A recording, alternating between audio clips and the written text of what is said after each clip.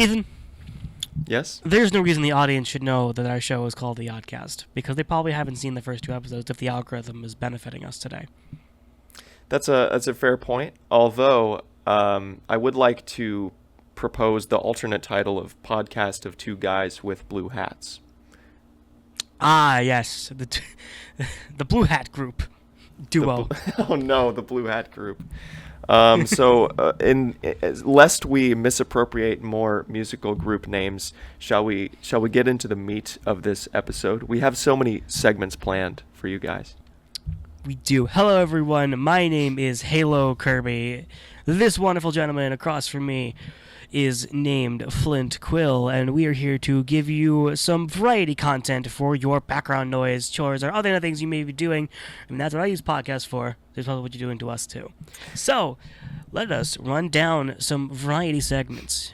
Yeah, we're gonna do 2.5 truths here, just like we did last episode. We have some hot takes prepared for you guys. And we're going to get into media news after that.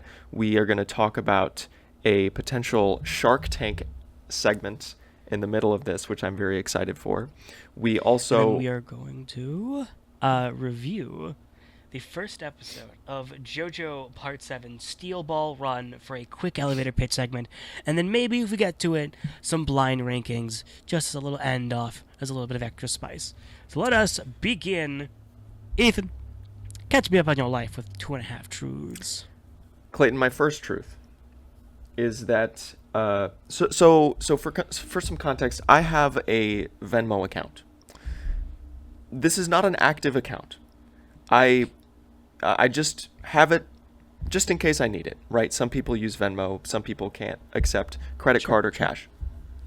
Yeah. So I receive approximately 3 notifications from Venmo per month.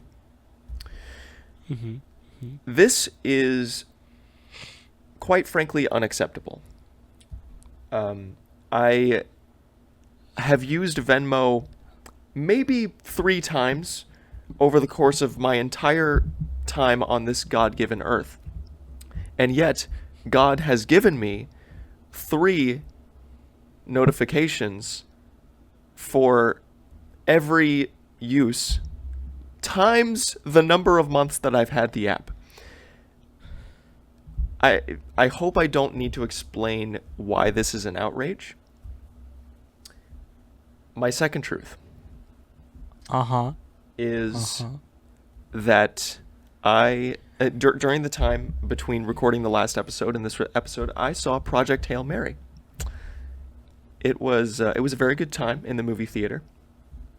I like a lot of sci-fi stories. It's the original. It's an adaptation of a book called Project Hail Mary by Andy Weir. He also wrote The Martian, which also got a famous film adaptation featuring Matt Damon. And this is a very heartwarming tale about 2 passing ships in the night, each from different species working toward a common goal. And it's a very fun adventure. I think a lot of people are saying that it's one of the most legendary generational sci-fi movies of our time. I wouldn't go that far. It's good. I found myself a little bit frustrated that they didn't explain very integral components of the plot sometimes, to at least to a satisfactory degree. That is a very Ethan take, if you don't know me, but I think maybe if I read the book, I would have a little bit of a better time with it, because it probably delves into the explanations a little more. But alas, it was still a good experience. So I recommend it to anyone who even remotely likes sci-fi or the national treasure that is Ryan Gosling. So I guess I'll have to check it out because I haven't heard of it. Yeah, it's delightful. So my third truth is that I seem to have found myself situated in a marginalized community. Now, Okay. for those of you who are wondering why a white male on their screen, who may or may not be straight, is saying to them that they're in a marginalized community, I I implore you to hear me out here. I go to a school called Claremont Graduate University. It's a graduate school. I'm in the PhD program for math. I'm nearing the end of my second year here. I am what some people might call a pure mathematician, which means I'm more interested in abstract and theoretical math rather than the concrete, practical math that would be immediately applicable to the industries. And the way that the Claremont Graduate University works is that it is one of 2 graduate schools in a consortium of 7 different schools called the Claremont Colleges. So there's 5 undergraduate institutions and 2 graduate schools. And it's a really cool system because you can use all of the resources from any of the 7 colleges, and you can cross-register. You can take classes at other schools and count them toward your own credit. And it turns out that all of the pure math courses are at the undergraduate institutions. So even though I'm not enrolled in those institutions, I'm taking the vast majority of my classes there, and even though I am a CGU student, I have only taken a total of 2 classes out of 15 so far at CGU. Because it turns out that there is not a single pure mathematician in the entire core faculty at Claremont Graduate University. And I feel grossly I feel grossly underrepresented. So,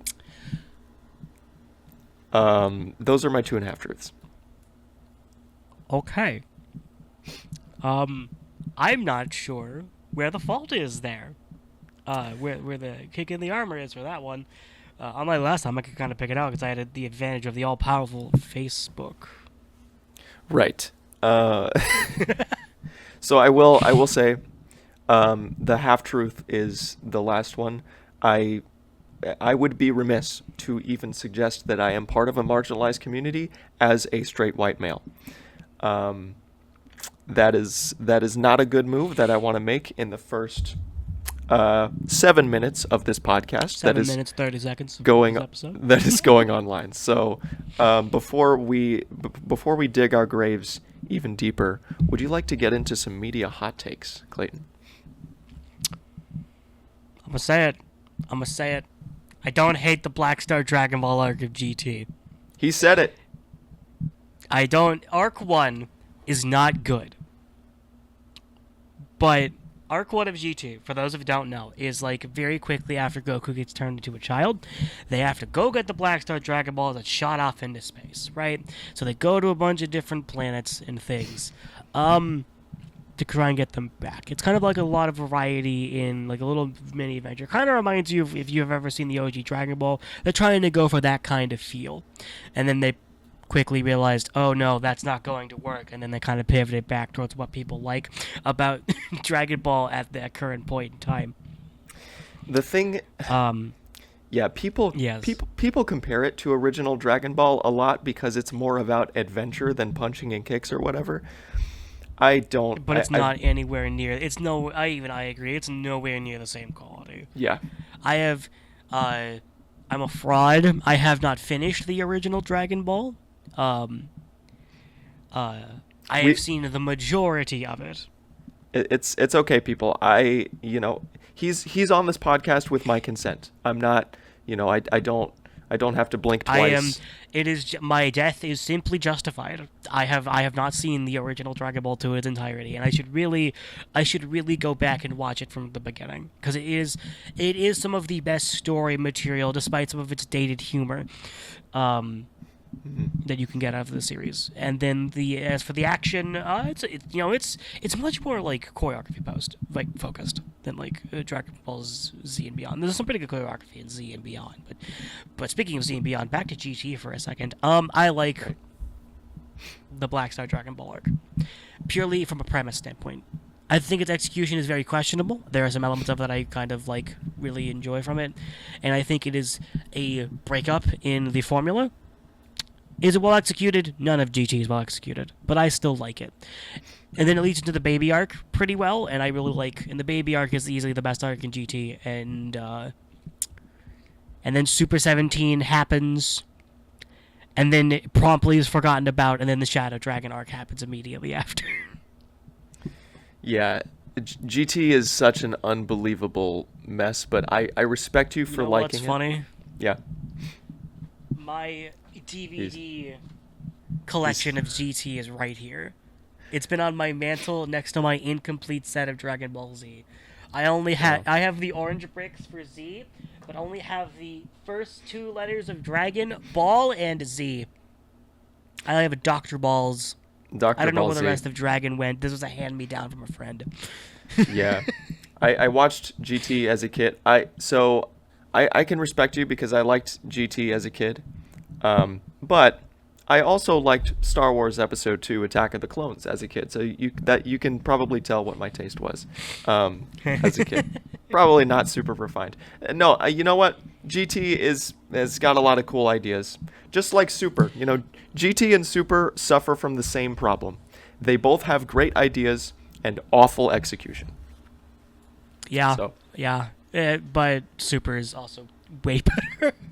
Super is better. I don't know if I would say way better, but it is better. I think it's way better. I will give you that.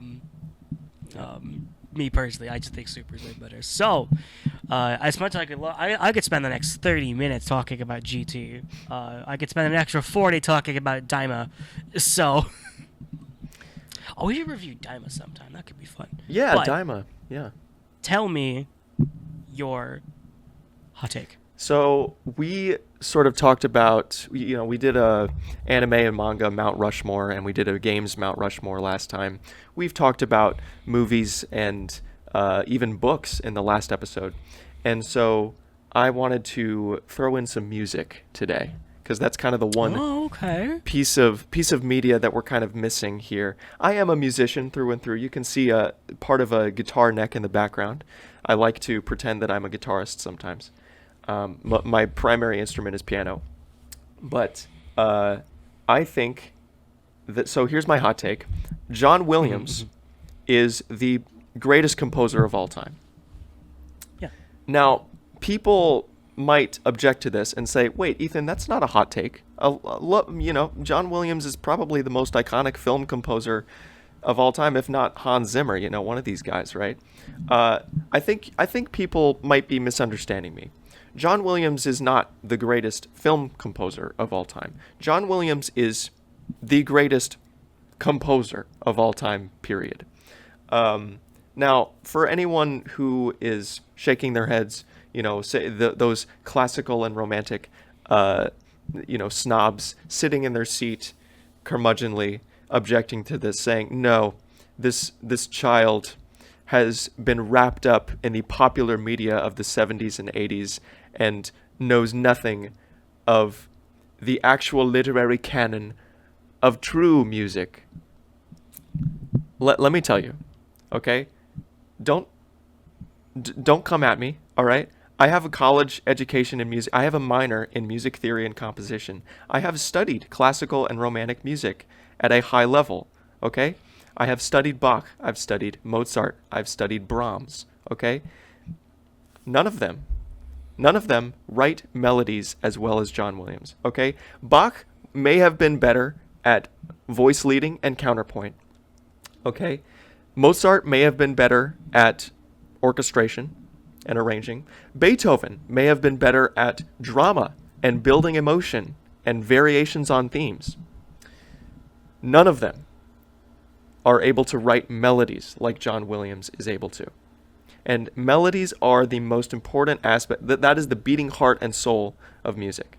That is the thing that makes you hum a piece of music in the shower. That is the thing that gives you an earworm. That is the thing that keeps you coming back to whatever piece it is, right? That the melody is the heart and soul of a piece of music, and you cannot deny that John Williams is the best melody writer of all time. We are talking about Star Wars. We're talking about Harry Potter. We're talking about Jurassic Park, Superman, Jaws, E.T., Indiana Jones. The list goes on and on.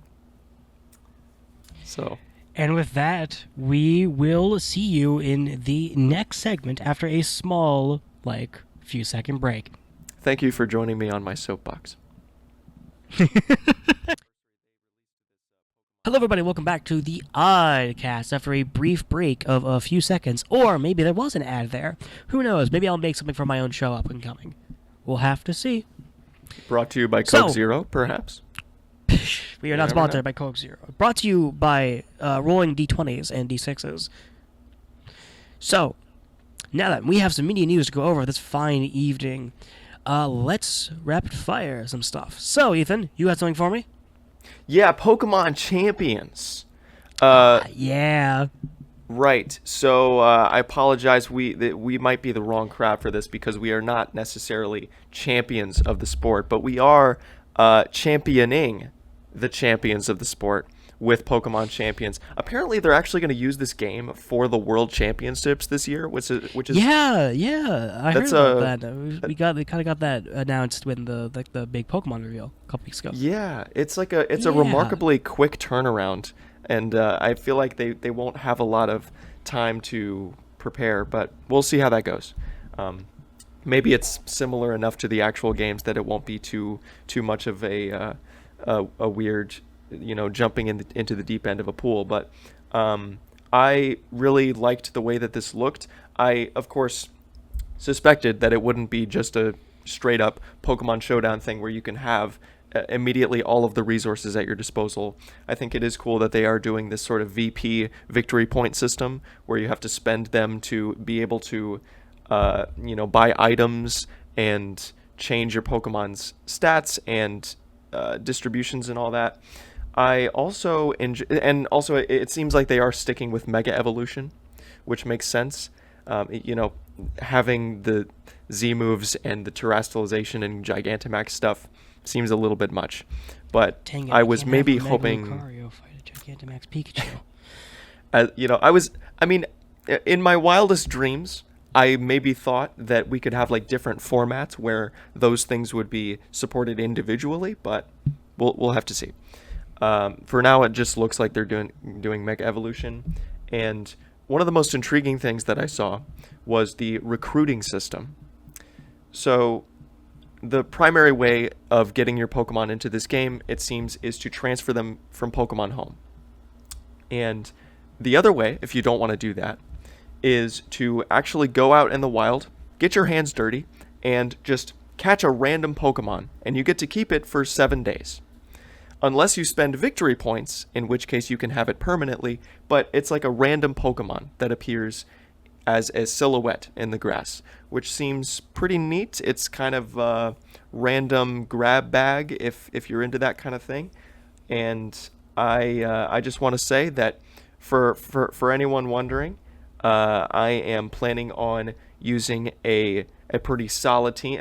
My team lineup. If anyone wants to put their team of 6 Pokemon that they're planning on using in Champions in the comments, please do so. I'm planning on using Victory Bell, Chandelure, Ice-Cube, Kricketune, Pidgeot, and Zoroark on my team. That's gonna be my team. So I'm Sounds pretty solid. Super excited for Champions. Yeah. Heck yeah. All right, let's get on for the next bit of media news. All right, big stuff.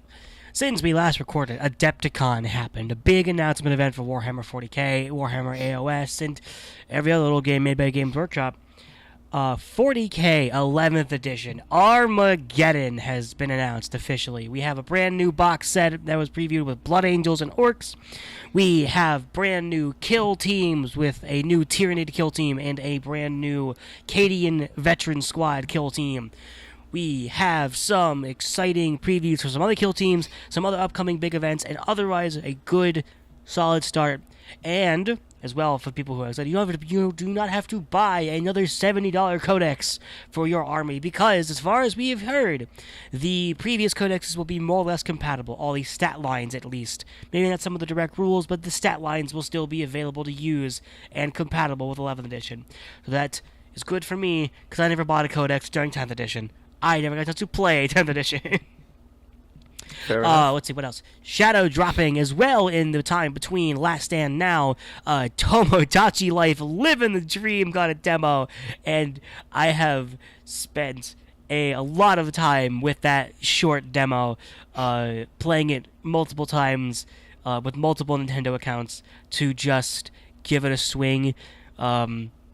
It's very fun. It's very simple. I'm messing around with a lot of the me customization. It's very cute. I am. It makes me just even more excited for the full game. It makes me nostalgic for the original game, and I. It's just. It's like what I remember in 2014, all the way back on the DS, on the 3DS, but just more of it, updated. It's beautiful, and I'm so excited to keep playing it when it comes out in early April. Next. Oh wait, one more thing. Don't finish the demo if you want to keep playing it for a while, because if you finish the demo completely, the Mii's just kind of go into their houses and don't come back out. They lobotomized my Mii's, Ethan. Why would they do this to me? I spent so much time making them. This is an outrage. This is an outrage. You can transfer your save data from the demo to the full version. Just a little quick FYI as well. It's very helpful. And Mario Galaxy movie is coming out in a few days. Wednesday, I believe, in the time of recording.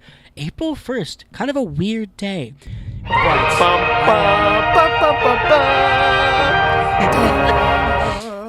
I'm excited. I'm going to see it with some friends. I'm next week, the 7th. And I am also maybe try and see it between now and the time this episode's going to come out. I believe we're going to try and shoot for this Friday, or if things go super, super well, we may shoot for Wednesday. Depends on how good. If CapCut likes me and my life decides to go a little smoother. Right. I don't. That is an AKA. I hope I don't get sick again. Yeah. Man. My co-host has been struggling with congestion.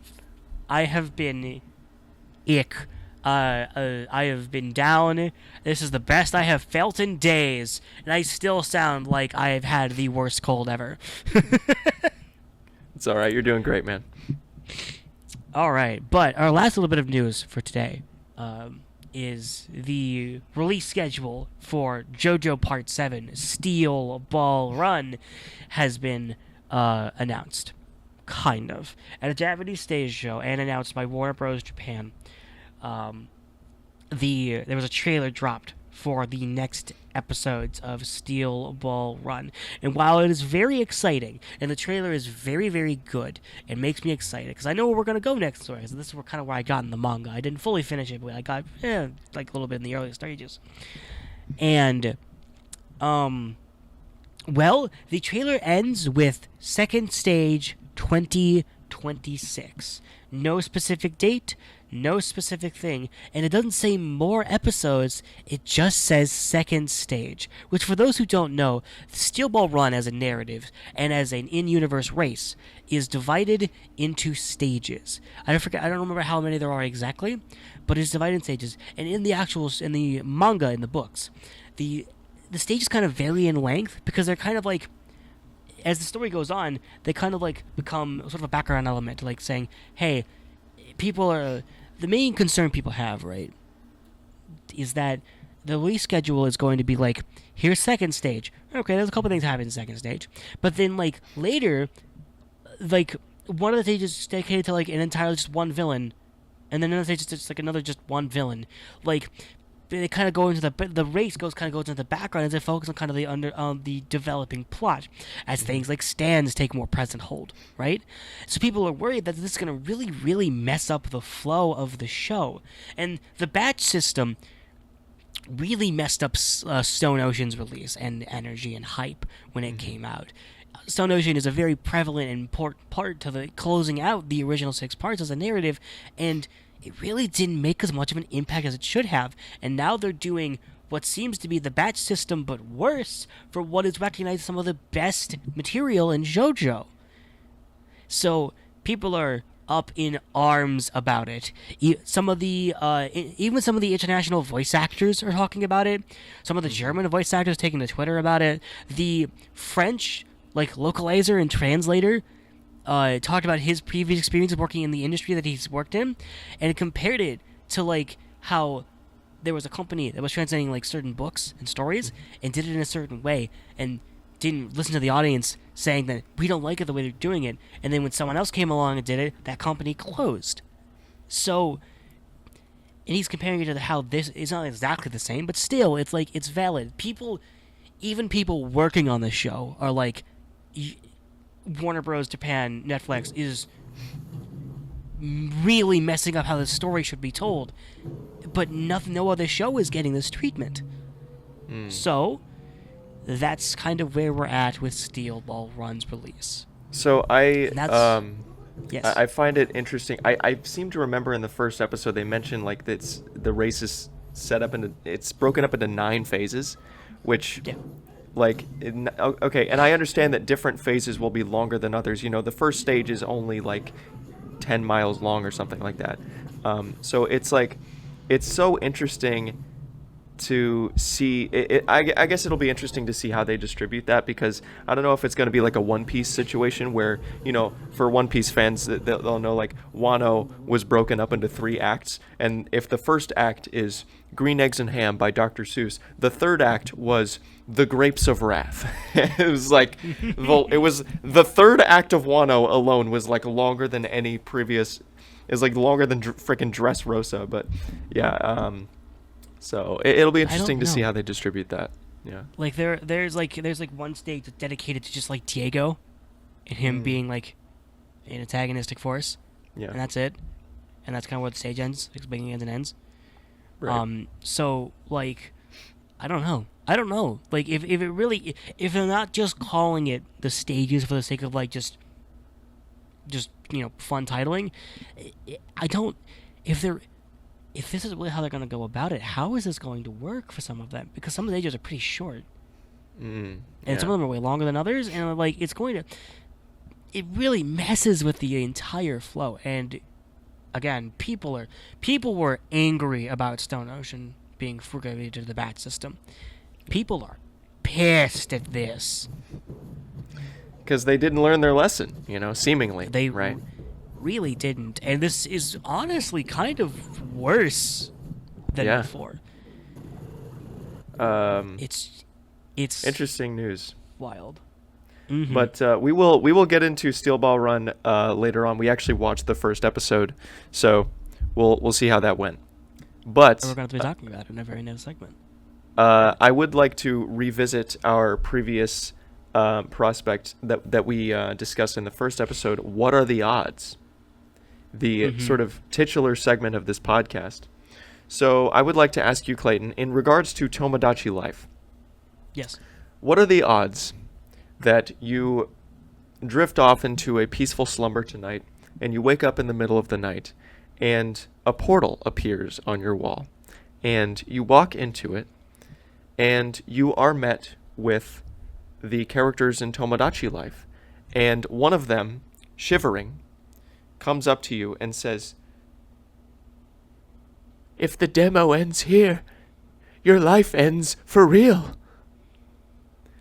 And then you have to survive a dark fantasy story in the world of Tomodachi Life. That's a very small island to set a story upon. Yeah, it's Isekai Halo Kirby edition. Yeah. What are the Yeah, what would you say the odds of that are? Very likely survivable, considering the amount of generally not harmful shenanigans that goes on in that game. Okay, so this is an interesting response. So Clayton has chosen to, in good faith, assume that this will happen, and Of course. he has interpreted the what are the odds question as not, you know, what are the odds that this will happen, but what are the odds that he will survive Tomodachi Life? Of course. Which is, as for what odds this is going to happen, never rule out the impossible. Never rule out the impossible. Yeah. What was that, Gandhi? Was that Gandhi that said that? I have like that. no idea. Yeah. If somebody said it, I'm sure somebody has. Yeah, sorry. Would you If you have enjoyed this little segment, please stick around for a very quick 5-second break, and we will see you in just a moment for segment number 3. We are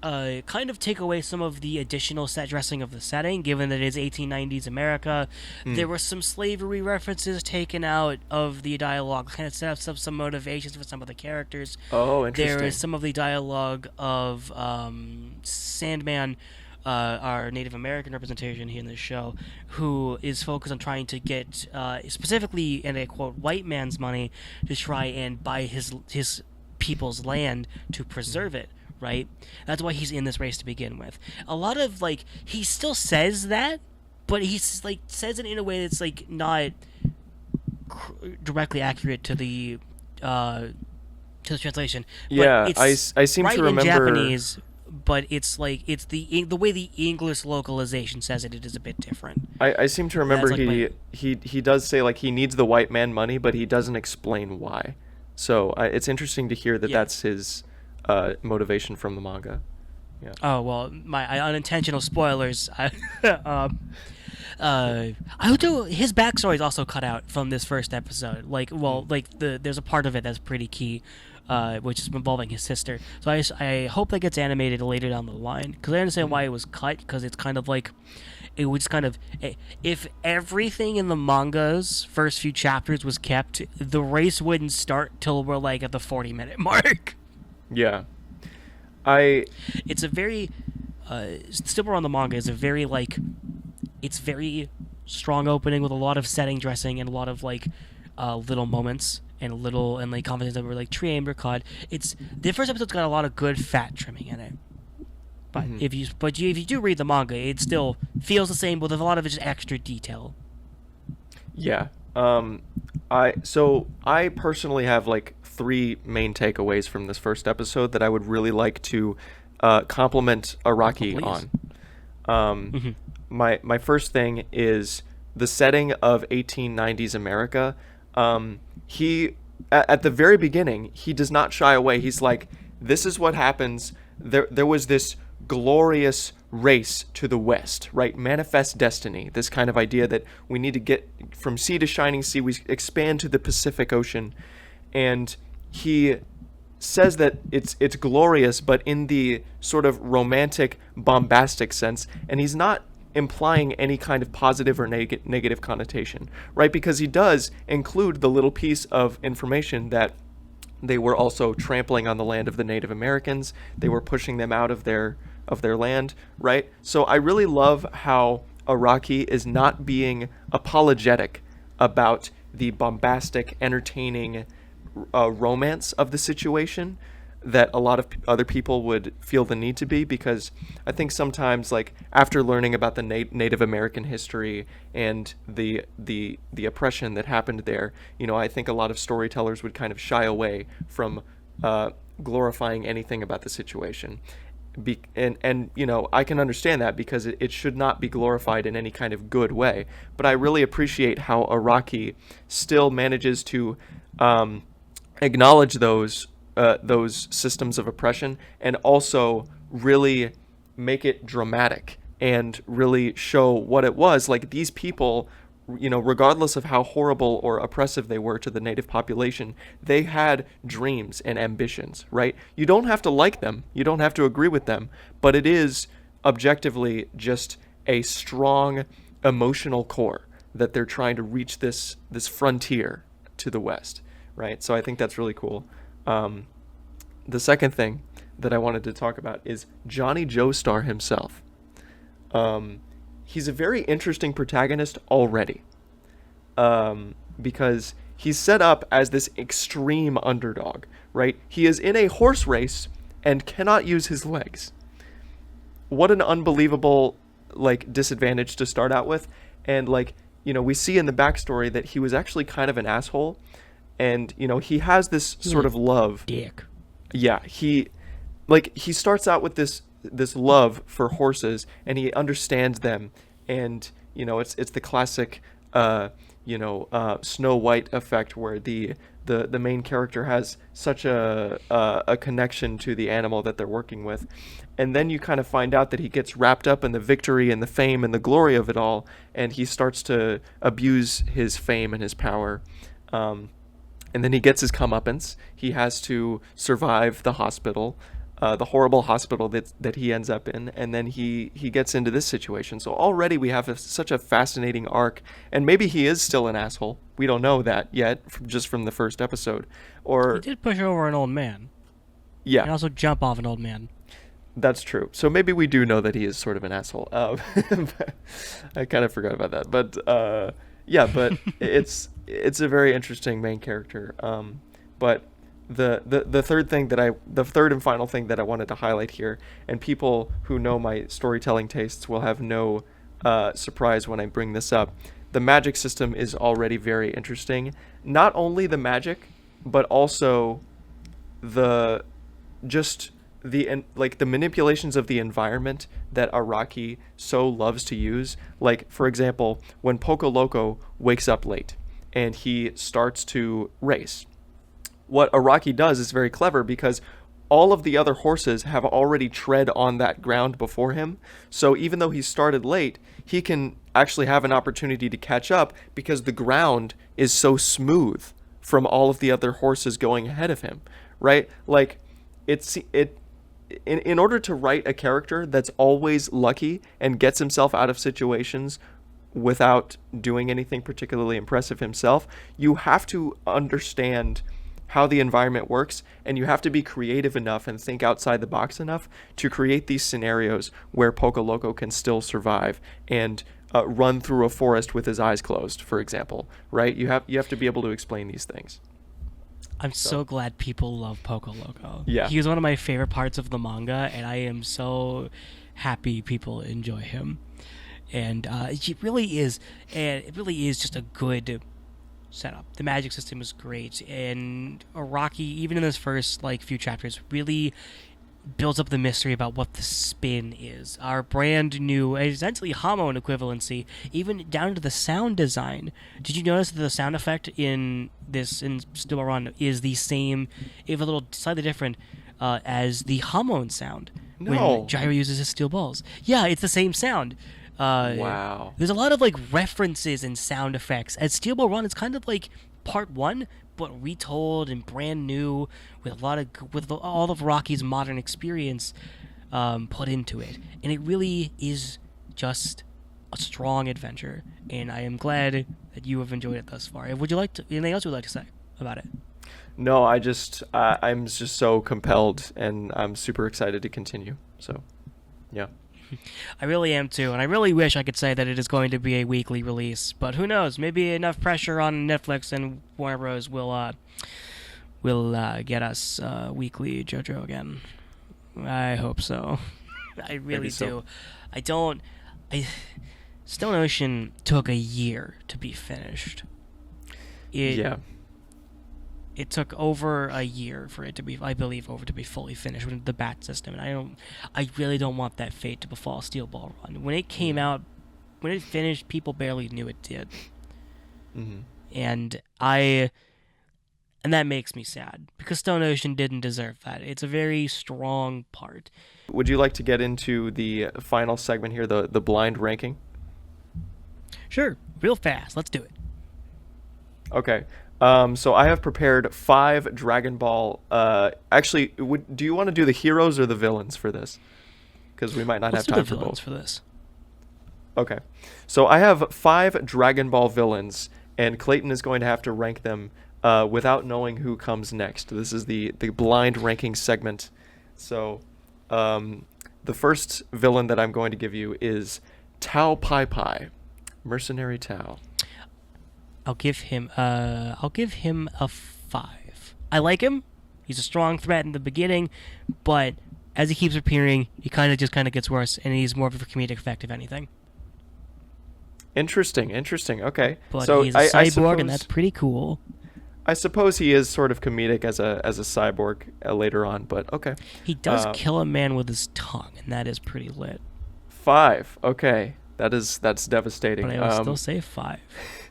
Okay, so the next villain I'm giving you is Imperfect Cell. Ooh, I'm gonna give him a 2. Okay, solid. Imperfect Cell is a very dangerous threat. He's a monster. He's a monster movie monster. He will leave towns with nothing but clothes with stab marks in them. He is dangerous, he is deadly, and he is easily the most unsettling form of Cell. All right. The next villain that I'm giving you here is Shu. Shu? Shu. Oh, shoot.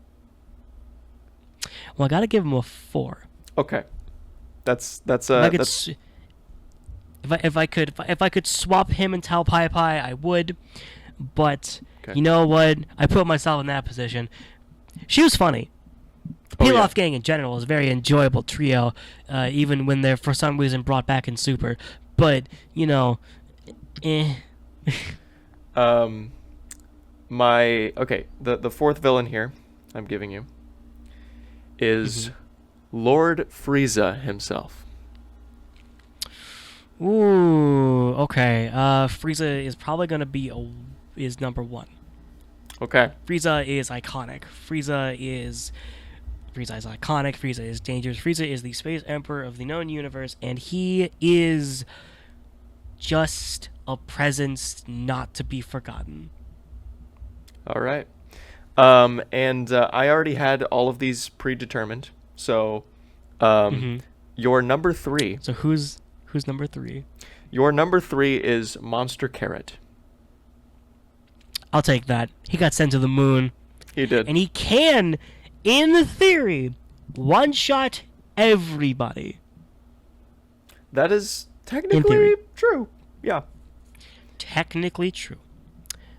And unfortunately, he got sent to the moon, and now he's making mochi until Roshi blew up the moon, so he's definitely dead. Yeah. Rest in peace, Monster Carrot. And his 2 goons. Well. All right, well, with that little end of our little segment, only 2 minutes over, we will see everyone next time for the next episode of the Oddcast podcast. I hope you have a good, or at least odd day. Thanks for watching, everybody.